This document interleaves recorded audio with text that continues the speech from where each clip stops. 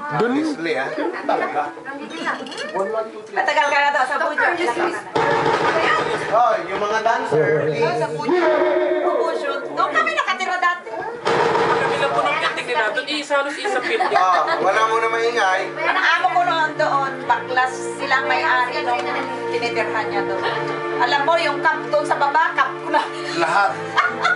Tapos sa Doon sa taas, alam mo ang kwarto Pinuupahan ko? namin ang kwarto doon. Lahat. Alam mo ang kwarto ko doon? Bali, isa, dalawa, tatlo, apat. Yung isa, Pinaupahan di bali, namin. kwarto ko, no? Pinaupahan ko.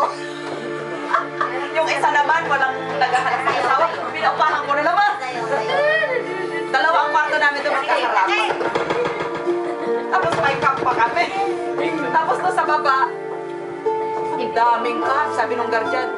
Yung mga ano, lagay nyo dyan. Ang ataas nga lang, wala elevator doon.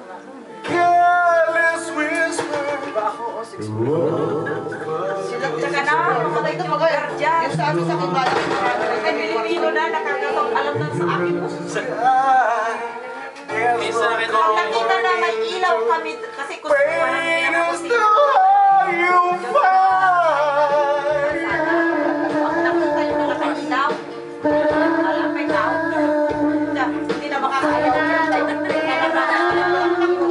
Ano, malakpak si every weekend. Kaya pag alam, pinapag-weekend ka. Matagit ang sinisita ng ilaw. Hindi. Pagkasinan ka.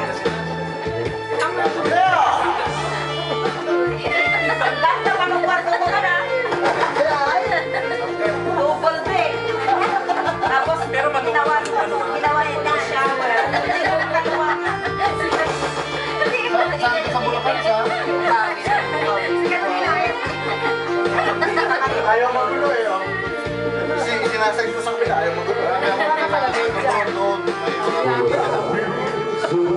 Dito lang nasa Bukanan. pag-isip ko ng bukas. Santa Maria. Doon lang po.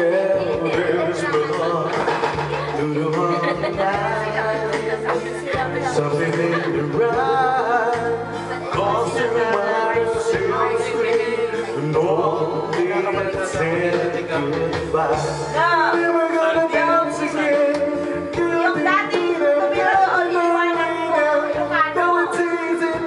Pero wala na doon. So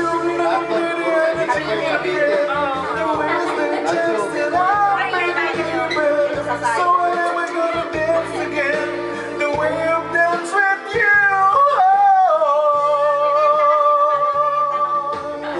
Ako ko yung bahay niya doon.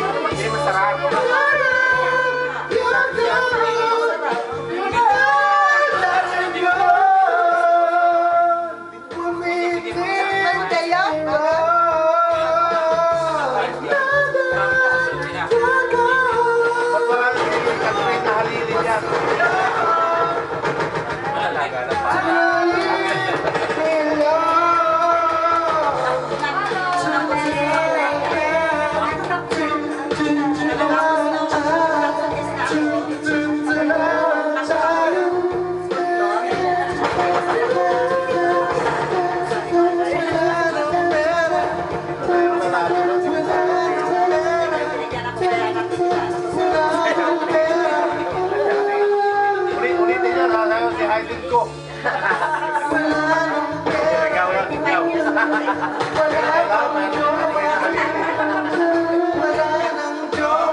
si sobrang.